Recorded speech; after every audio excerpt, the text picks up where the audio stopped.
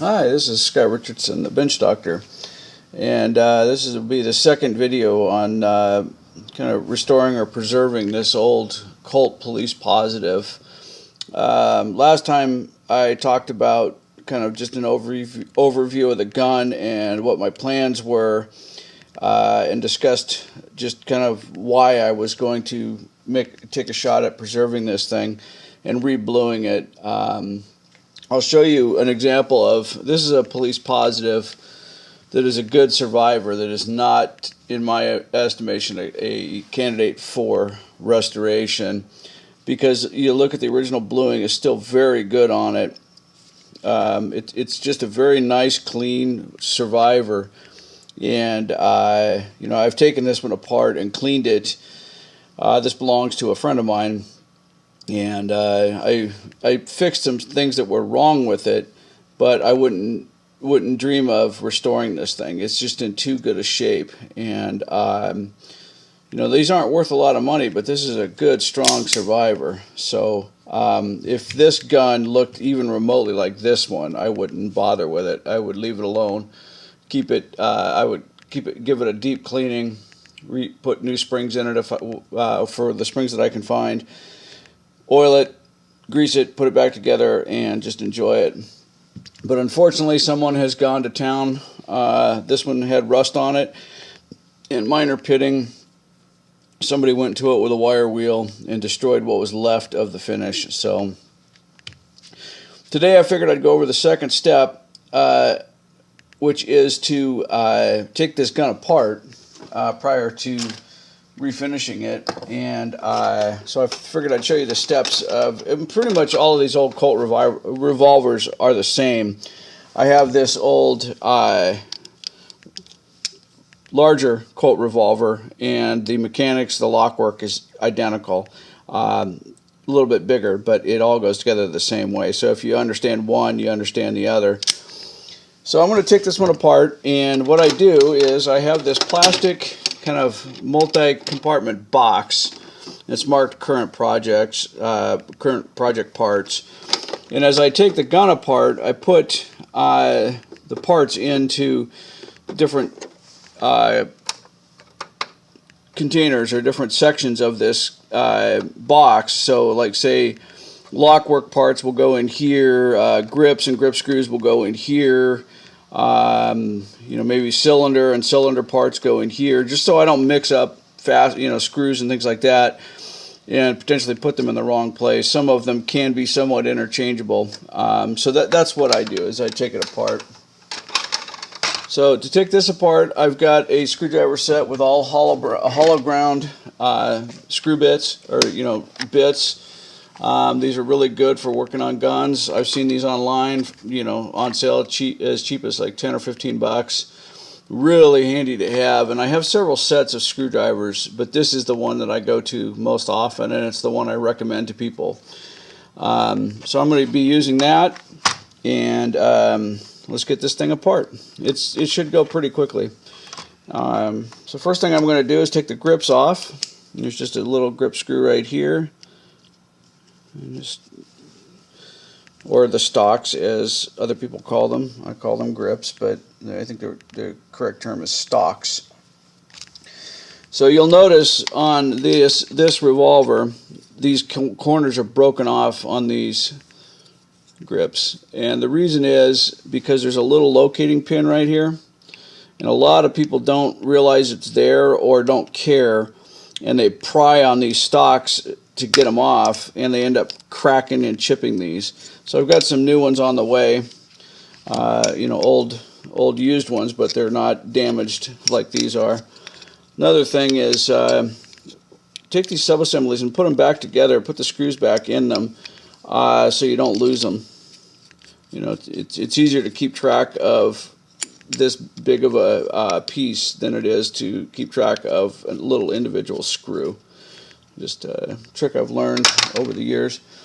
So those go into, you'll see here, it's just going in one of these compartments as one unit, grips. So the next thing we're going to do is we're going to take apart the we're going to take this screw out, and then this little fastener. On these early guns, this little blind pin right here, there's no slot in it or anything, is what keeps the cylinder and the crane mounted to the frame. And this is a little screw that holds it in place. You don't want to lose these. These are unique to the gun. So I'm just going to take a hollow ground bit, back the screw out, like so, and then you pull it out when it's all the way loose. And not quite.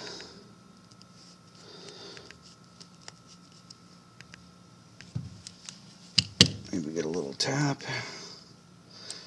Okay, so I'm going to show you how these work so it makes some sense. So this is the screw that goes in that. This is the hold screw. You'll see a little notch in it. See if I can get this to show up on camera. There's a little notch in it, and this odd screw fits in that notch. There's a little rim on it that fits in the notch here. So that's what holds it together like that. So once that's off, we can then come over to the other side, and we have on this model 2 little frame screws. Now here I'm going to be very careful. You don't want to scratch or use the wrong bit here, because these are cosmetic screws. They are going to show on the finished product. So you want to be careful taking these off. And these are, I have not found these to be, these 2 screws are interchangeable with each other. So you just take it out. I've magnetized the grips or the tips on my screwdriver to help keep a hold of these little tiny parts like this. So, and then I have the towel down, because if I drop something, they don't bounce as much as they do off of a hard surface. So then once you have those out, so we're now ready to get into the lock work of the gun. Don't pry on this plate to get it out. You don't want to do that. You're going to damage things. So take a soft screwdriver handle or a brass hammer or something, and just tap. Just tap on the frame, and this plate will come right off. And if it doesn't come right off, put a little Croil or something on there and let it soak overnight. Be patient, and it will come off, but you do not want to get under there and pry up on it. You'll damage it. Okay, so this is our plate that covers our lock work right here. I'm going to slide this out. Be careful with this. There is a little screw in there. Let's see if I can get this one apart. Right here. It's stuck. I'll have to, oh, there we go. So this slides off. And if you'll notice, these things are always missing. I don't know why. People, I guess, don't know they're there. And there's a little screw in here, and then there's a little post or guide that goes inside this. This one's missing it, but you want to be careful and not lose that little screw. Okay, so I'm going to take that out. So now these pieces can go in one of the compartments. This is going to get re-blued. This is going to get re-blued. All right, we can now take our crane and cylinder and just slide it forward. This is like so. Okay, so this crane and this cylinder need to be re-blued. Now to get this cylinder off, you have to unscrew this piece right here.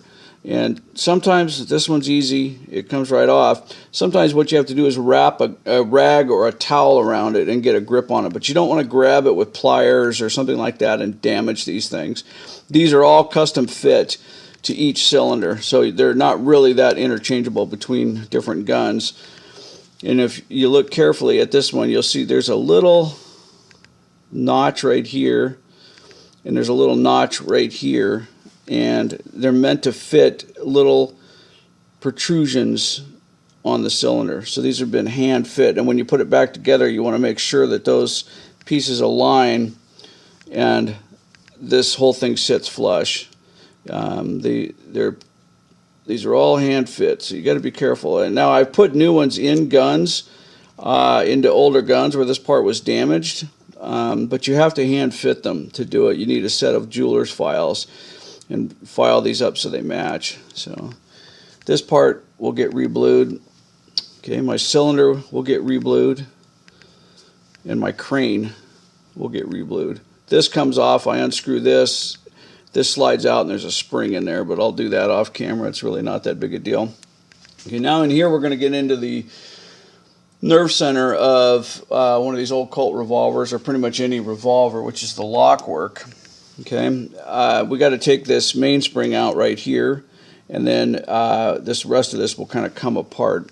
So to get the mainspring out, well, yeah, you got to grab this mainspring leg. What I do is pinch them together, and this mainspring has a little hook on it that hooks to this arm on the hammer. So they can be kind of fun to get out of here. They're under a lot of spring tension, so go slow and be careful.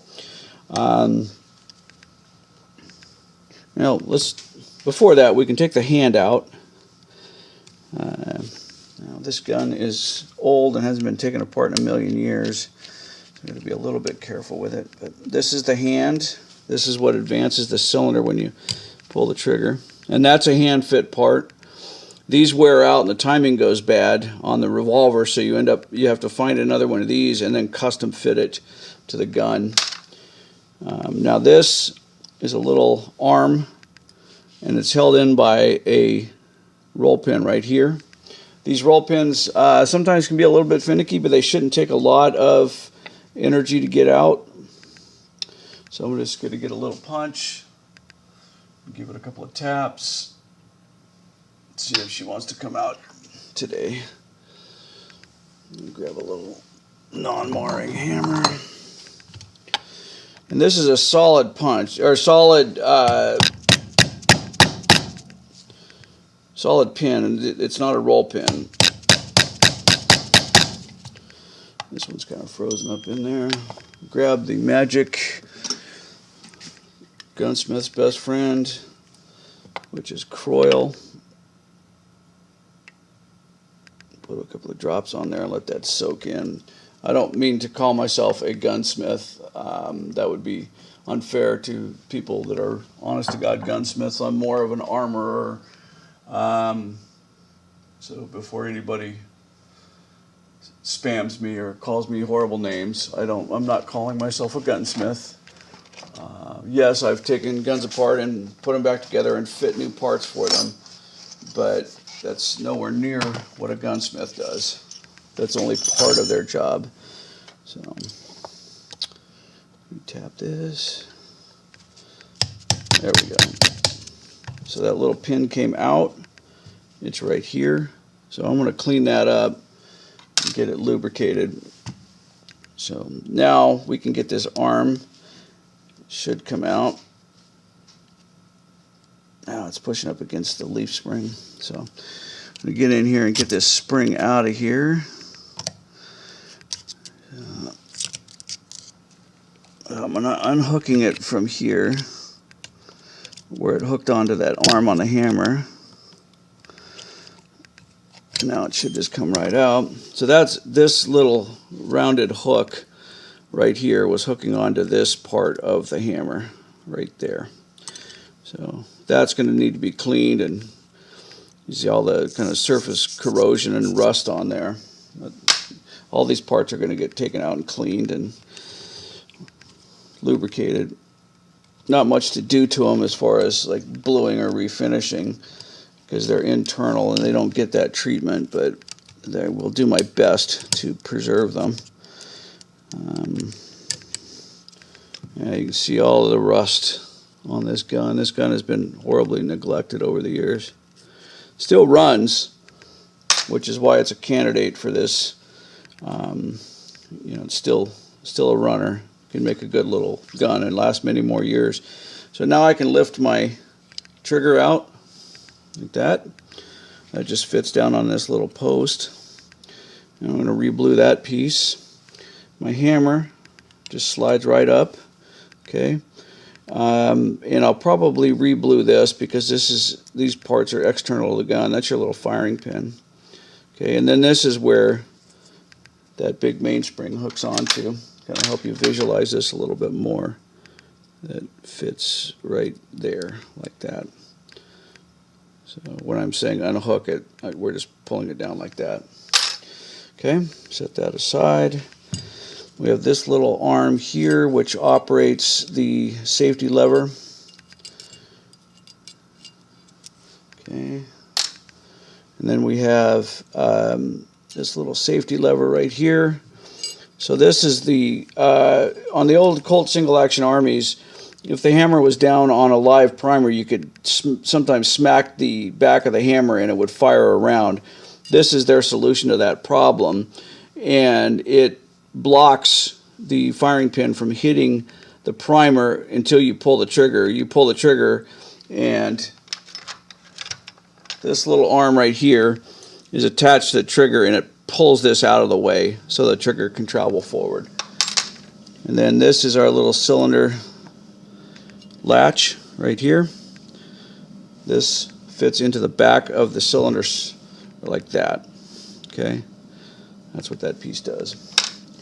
All right, and then inside we have one last piece to get out, and this is our stop, our cylinder stop right here. And you'll see that there's a little tiny spring in there. So be careful taking this out. We don't want to lose that little spring. And I don't know. There we go. That screwdriver fits it pretty well. Maybe I have a smaller one. Yes, I do. Let's get in there and take that little piece out.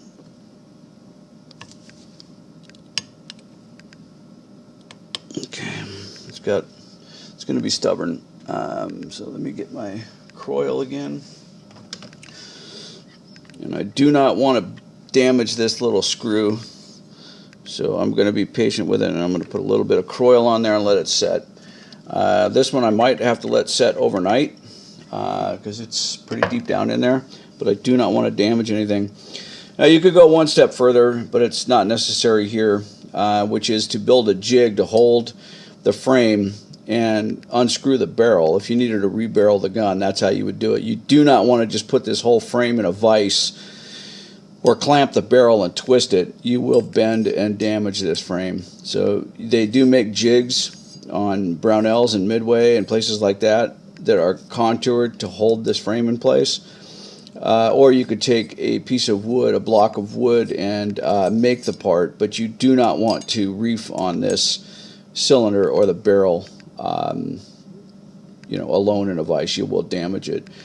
So I guess off camera I'm going to let that set, take that little screw out, being aware of the little tiny spring in there, get the cylinder stop out. Now at that point this gun is completely disassembled and ready for prep work. And in the next video I will go over the steps I take to prepare this for bluing, and that's going to include degreasing it. I use naphtha. It works pretty well. And then I sand it with 220 grit to get all of the pits and stuff out of it. And then I come back over it with 320 grit and finish it off with 320. Being very, very careful not to sand off these roll marks in it and serial numbers. And then also on the plate here, you can see the prancing horse. I want to preserve that as much as I can. So when I do this, I'll have to sand very, very flat, not by hand, but using a block to preserve these clean cut stamps and not damage them. Anyway, that's the disassembly of a Colt revolver, police positive, and the early Colts. That's how they come together, or come apart.